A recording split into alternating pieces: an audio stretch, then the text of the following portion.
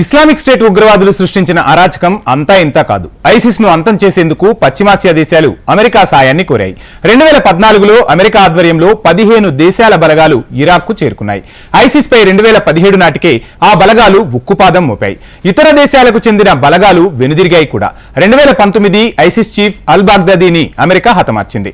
2021 నాటికి మిషన్ పూర్తయినట్లు అమెరికానే ప్రకటించింది. కానీ ఇరాక్ నుంచి మాత్రం అమెరికా సైన్యం వెనక్కి వెళ్లలేదు.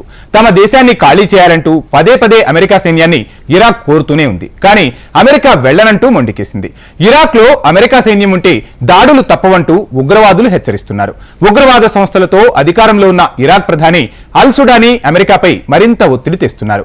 అమెరికా అవుట్ అంటూ నినదిస్తున్నారు. అయినా అమెరికా సైన్యం ఎందుకు ఇరాక్ ను వేయడం లేదు? Watch the story. అమెరికా సైన్యం ఇరాక్ లో ఎందుకు తిష్టవేసింది? అమెరికా సైన్యంతో ఇరాక్ కు సమస్య ఏంటి? ఇజ్రాయిల్ యుద్ధంతో అమెరికాకు సమస్యలు తప్పవా? పశ్చిమాసియా దేశం ఇరాక్ అగ్రదేశం అమెరికాతో విసిగిపోయింది. అమెరికా ఆధ్వర్యంలోని ప్రత్యేక దళాలు తమ దేశం వదిలి వెళ్లిపోవాలంటూ ఇరాన్ పదే పదే కోరుతోంది. ఇరాక్ లో యునైటెడ్ స్టేట్స్ కు చెందిన 2500 మంది సైనికులు ఉన్నారు.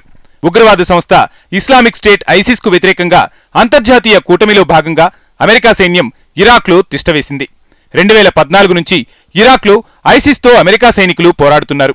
ఉగ్ర సంస్థ ఐసిస్ పై అమెరికా ఆధ్వర్యంలోని సైన్యం ఉక్కుపాదం మోపింది. ఇరాక్ లో అమెరికా సైన్యం చేపట్టిన ఆపరేషన్ పూర్తయింది. కానీ యుఎస్ దళాలు మాత్రం అక్కడి నుంచి వెళ్లిపోవడానికి ఇష్టపడడం లేదు. కొన్నేళ్లుగా అక్కడ తిష్టవేసిన అగ్రదేశ ఆర్మీతో ఇరాక్ కు సమస్యలు తలెత్తాయి. ముఖ్యంగా అక్టోబర్ 7న హమాస్ ఇజ్రాయిల్ యుద్ధం మొదలైంది. ఈ యుద్ధానికి పూర్తిస్థాయిలో అమెరికా మద్దతు ప్రకటించింది. దీంతో పశ్చిమాసియా దేశాల్లో యాంటీ అమెరికా సెంటిమెంట్ తీవ్రమవుతోంది. ఈ నేపథ్యంలో పలుమార్లు ఇరాక్లోని అమెరికా బలగాలపై ఇరాన్ మద్దతున్న ఉగ్రవాద సంస్థలు దాడులకు దిగుతున్నాయి. ఈ పరిణామాలు ఇరాక్ కు తలనొప్పిగా మారాయి. అందుకే తమ దేశంలోని అమెరికా సైన్యం వెళ్లిపోవాలంటూ బాగ్దాద్ పలుమార్లు సూచిస్తుంది. ఈ క్రమంలో యుఎస్ దళాలు వైదొలగడంపై వాషింగ్టన్, బాగ్దాద్ మధ్య చర్చలు మొదలు కానున్నాయి. ఇరాక్ నుంచి అమెరికా దళాలు వైదొలగడం ఇది రెండోసారి. అంతకుముందు 2003లో ఇరాక్ పై అమెరికా యుద్ధం ప్రకటించింది. నియంత సద్దాం హుస్సేన్ ను అంతమొందించడమే లక్ష్యంగా అమెరికా దళాలు ఇరాక్ కు చేరుకున్నాయి. అనుకున్నట్టు సద్దాం హుస్సేన్ ను అంతం చేశారు. అక్కడి విలువైన చమురు నిక్షేపాలను అమెరికా విచ్చలవిడిగా దోచుకుంది. ఆ దేశాన్ని సర్వనాశనం చేసిన అనంతరం 2011లో సైన్యాన్ని పూర్తిగా అమెరికా ఉపసంహరించుకుంది. సరిగ్గా 3 ఏళ్ల తర్వాత పశ్చిమాసియాలో భయానక పరిస్థితులు నెలకొన్నాయి.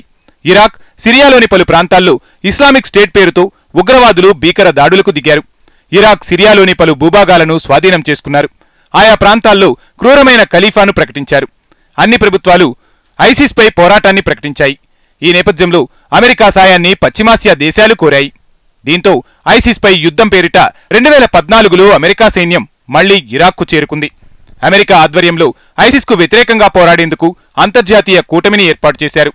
దీన్ని combined task force operation inherent resolve CJTF OIR అని పిలుస్తారు. దీనికి వాషింగ్టన్ నాయకత్వం వహించింది. ఈ కూటమిలో 15 దేశాలకు చెందిన సైన్యం పాల్గొంది. దీనికి అమెరికన్ సెంట్రల్ కమాండ్ నాయకత్వం వహించింది. ఈ దళాలు భూమార్గంలో దాడులు చేసినప్పటికీ వైమానిక దాడులకే అధికంగా CJTF ప్రాధాన్యమిచ్చింది. 2017 నాటికి ఐసిస్ ను దాదాపు ఈ సంకీర్ణ దళాలు మట్టుబెట్టాయి. పూర్తిగా అన్ని దేశాల్లోనూ ఐసిస్ కనిపించకుండా పోయింది. 2019లో అమెరికా చేపట్టిన ఓ ఆపరేషన్లో ఐసిస్ చీఫ్ అబూబకర్ అల్ బాగ్దాదీ హతమయ్యారు. అది ఐసిస్ ముగింపునకు సంకేతంగా నిపుణులు భావిస్తారు. అత్యంత క్రూరమైన హంతకుణ్ణి తొలగించినట్టు అప్పటి అమెరికా అధ్యక్షుడు డొనాల్డ్ ట్రంప్ వెల్లడించారు. 2021 నాటికి ఐసిస్ ను అంతం చేసే ఆపరేషన్ పూర్తయినట్లు అమెరికా స్వయంగా ప్రకటించింది. కానీ అప్పటి నుంచి అమెరికా దళాలు మాత్రం ఇరాక్లోనే ఉండిపోయాయి. అమెరికన్ సైన్యం ఫైటర్ల పాత్ర నుంచి సలహాదారుల పాత్రలోకి మారిపోయారు. ఇతర దేశాలకు చెందిన సైన్యం వెళ్లిపోయినా అమెరికాకు చెందిన 2500 మంది సైనికులు మాత్రం అక్కడే ఉండిపోయారు. ఈ సైన్యమే కొన్నేళ్లుగా ఘర్షణలకు కారణమవుతోంది. ప్రస్తుతం ఇరాక్ లో ప్రధానిగా ఉన్న మహమ్మద్ షియా అల్ సుడానీకి రాజకీయంగా తలనొప్పిగా మారింది. ఇరాన్ అనుకూల ఉగ్రవాద గ్రూపుల మద్దతుతోనే అల్ సుడానీ 2022లో ప్రధాని బాధ్యతలు చేపట్టారు. 2023 వరకు సుడానీ సమతూకాన్ని పాటిస్తూ వచ్చారు. అంటే యుఎస్ తో స్నేహపూర్వక సంబంధాలను కొనసాగిస్తూనే ఇరాన్ కు అనుకూలంగా వ్యవహరించారు. కానీ ఇరాక్ లో అమెరికా దళాలు తిష్టవేయడాన్ని ఇరాన్ పదే పదే అభ్యంతరం వ్యక్తం చేస్తుంది. పశ్చిమాసియాలో స్థిరత్వం, శాంతి నెలకొనాలంటే ఇరాక్ లో అమెరికా దళాల ఉనికి లేకుండా చేయాలని ఇరాన్ కోరుతుంది. ఈ నేపథ్యంలోనే అమెరికన్ దళాలు దేశం విడిచి వెళ్లాలని ఇరాక్ ప్రధాని అల్ సుడానీ కోరుతున్నారు. గతేడాది ప్రారంభంలోనూ ఈ విషయాన్ని అమెరికా దృష్టికి తీసుకెళ్లారు. ఈ విషయమై గతేడాది ఉన్నత సైనిక కమిషన్ నిర్వహించాలని ఇరు దేశాలు నిర్ణయించుకున్నాయి. ఈ కమిషన్ అమెరికా దళాలు ఇరాక్ లో ఉండాలా వద్దా అని నిర్ణయిస్తాయి. అయితే ఈ పురోగతి కొనసాగుతున్న తరుణంలోనే 2023 అక్టోబర్ 7న ఇజ్రాయెల్పై హమాస్ వేలాది రాకెట్లతో దాడి చేసింది. దీంతో ఇజ్రాయెల్కు యునైటెడ్ స్టేట్స్ మద్దతిచ్చింది. అయితే హమాస్పై ఇజ్రాయెల్ యుద్ధం ప్రకటించింది. ఈ యుద్ధంలో ఇజ్రాయెల్ చేస్తున్న దాడులతో గాజా మొత్తం ధ్వంసమైంది. వేలాది మంది పాలస్తీనియన్ పౌరులు మృత్యువాత పడ్డారు. గాజా విషయంలో పశ్చిమాసియాలోని ముస్లిం దేశాలు తీవ్ర ఆందోళన వ్యక్తం చేశాయి.